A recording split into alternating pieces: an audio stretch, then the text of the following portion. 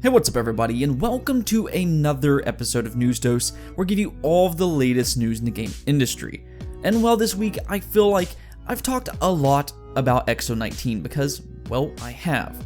But the thing is, more and more information keeps coming. And once again, another leak appeared online today, revealing concrete information on two new IPs coming from Xbox Game Studios. And this time it's from an insider with a very good track record, so we're going to discuss that. And also a PlayStation game that has been in development for quite a while may have just gotten a release date, as well as Prey 2 may have a chance of happening. So stay tuned for that as well, but first let's talk about these leaks for X019. And the first thing I want to point out is Xbox may have an issue with leaks, because this is the second year in a row that stuff has leaked out before an XO event. I guess that is kind of becoming a reoccurring theme across the entire industry though, so it's not just an Xbox game thing per se. But nonetheless, Daniel Ahmad, known as Z-Huge, posted a big leak on Twitter revealing that both Obsidian and Rare will be announcing a new IP tomorrow at X019. Note that these are two separate games and not some kind of collaboration, so just a little heads up there. As previously rumored, we did already kind of know about Obsidian announcing a new IP, as I talked about this earlier in the week. It's supposed to be a smaller survival RPG, though Insider Clobrel today did reveal a little bit new information on it, saying that it looks similar to a Rare game. I'm not really sure what that would mean. Maybe it's a little bit more colorful in art style, or maybe a little bit more cartoony. I'm not really sure what that means per se. Rare, though, announcing a new IP is very surprising because I haven't heard anything about this so far. We of course knew that Rare was going to be at X019, but most people just kind of disregarded it, thinking it was more Sea of Thieves expansions. Not that that is a bad thing or anything, because, well, it isn't. I actually like Sea of Thieves a lot myself. In fact, Rare is one of my all-time favorite developers, both new Rare and the old Rare back in the 90s or early 2000s or whatever. And the thing about Rare is you really don't know what to expect coming from them. They can literally release a game about any genre, whether that be an FPS, action-adventure, a platformer, a racing game, or none of the above. And nothing would surprise me, because they can do it all.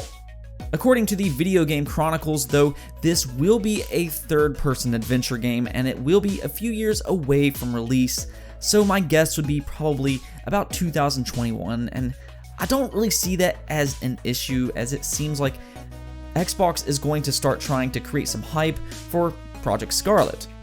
As for it being a third-person adventure, though, that could be a plethora of games. So I'm curious to hear your thoughts and what you would like to see Rare tackle. Let me know in the comments below. Either way, this EXO event just became a lot more interesting. Though Daniel Ahmad didn't say anything about Ninja Theory announcing a new IP. We'd been speculating that the Hellblade team would be revealing their new IP at X019, though that may not be the case after all. This doesn't mean it absolutely won't be there, because Z-Huge did say other things was going to be there, but it does make it less likely. That's okay though, as it will likely be at E3, and I think it could be an exciting game to look forward to at E3. Nonetheless, Daniel Ahmad also talked about a shadow drop releasing tomorrow, and it's not Age of Empires. I'm not entirely sure what it could be, but I would guess that it would be either Battletoads or maybe even Halo Reach. As I speculated in yesterday's video, I think Winter of Arcade may return this year, and Battletoads would be included there, so I think it's possible that Battletoads will release on Xbox Game Pass as early as tomorrow. Maybe it's something else though, so I'm not really entirely sure there. What about you? What do you think it could possibly be? And speaking of Xbox Game Pass, one other thing that did seemingly leak is one of the big Xbox Game Pass reveals, which is Rage 2. As it's showing up on Game Pass deals on the Xbox Store. Maybe it's just an error, but it is very possible that it could be coming to Xbox Game Pass, as we have seen Bethesda release multiple games on Game Pass, including Fallout. So I don't think this would really be too surprising, but it would be a good addition to the ever-expanding Xbox Game Pass library. But yeah, X019 is sounding really good, and I'm officially amped to watch it now. As I said, I'm a big Rare fan, but what about you? Does this news excite you? Let me know in the comments below.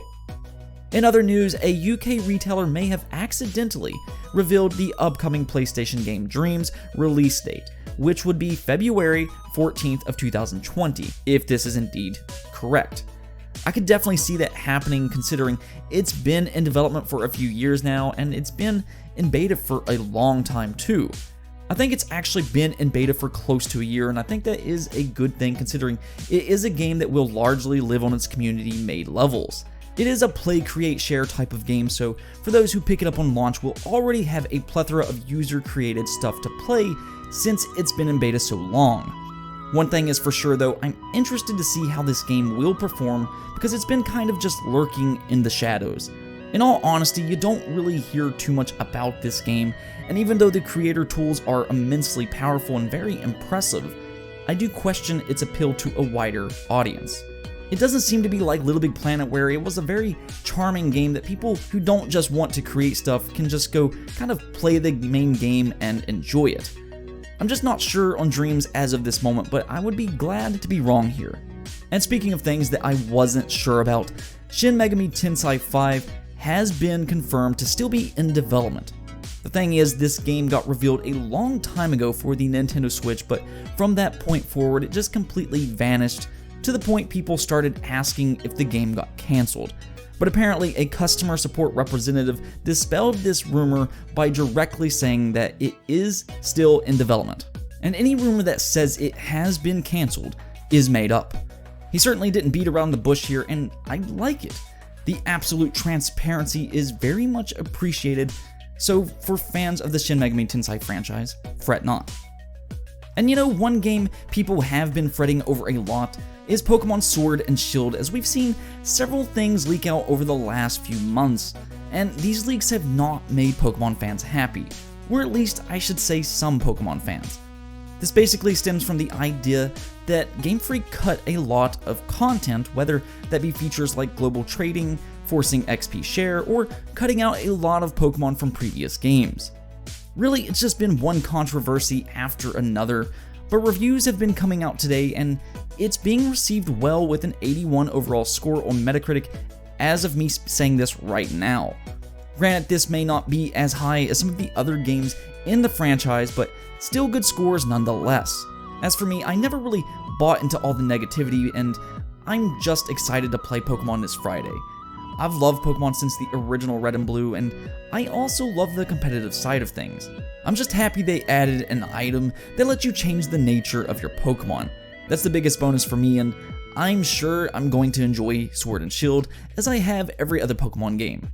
Now the last thing I want to talk about is Prey 2, because the developers behind Prey got a new studio with Bethesda Games, though this is actually a very odd sequence of events. So apparently the studio Human Head that worked on the original Prey was apparently going to work on Prey 2, but Bethesda would only allow this if Human Head agreed to be acquired. Human Head, however, disagreed and went their separate ways, though they struggled and eventually they had to close their studio. Now Bethesda has swept in, offered the entire staff a job under a new studio name, Roundhouse Studios. In all honesty, it kind of comes off as a little shady on Bethesda's part, but the good news is that Roundhouse Studios no longer has to worry about losing their jobs, so that's good at the very least.